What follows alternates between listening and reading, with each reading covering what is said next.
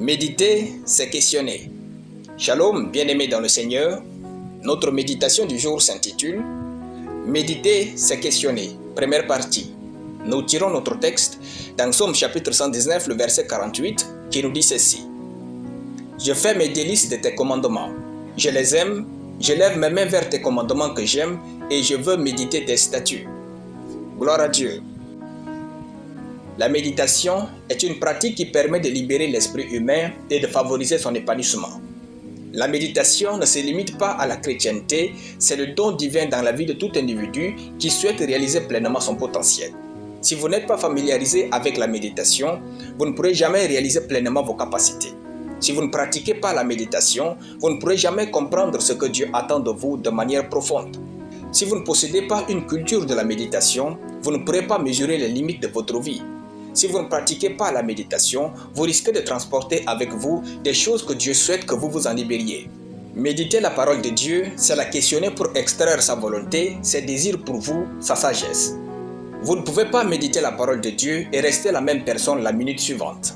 Car la méditation vous change automatiquement et vous fait ressembler à Dieu. Méditer la parole de Dieu, c'est la questionner pour corriger notre vie. Méditer la parole de Dieu, c'est la questionner pour extraire le message de Dieu pour un ou plusieurs aspects de notre vie. La méditation requiert la réflexion, la concentration et l'influence de l'Esprit Saint. La méditation nécessite inévitablement du temps et de quoi prendre des notes.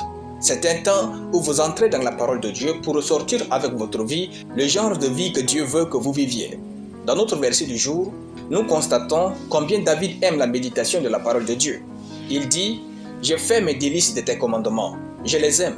Je lève mes mains vers tes commandements que j'aime et je veux méditer tes statuts. » Il n'est pas surprenant qu'il soit l'homme selon le cœur de Dieu, parce que plus vous aimez Dieu, plus vous accordez du temps à méditer sa parole afin de pouvoir vivre par elle.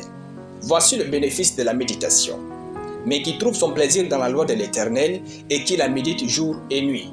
Il est comme un arbre planté près des courants d'eau qui donne son fruit en sa saison et dont le feuillage ne flétrit point. Tout ce qu'il fait lui réussit. Somme chapitre 1, de versets 2 à 3. Gloire à Dieu. Nous allons prier.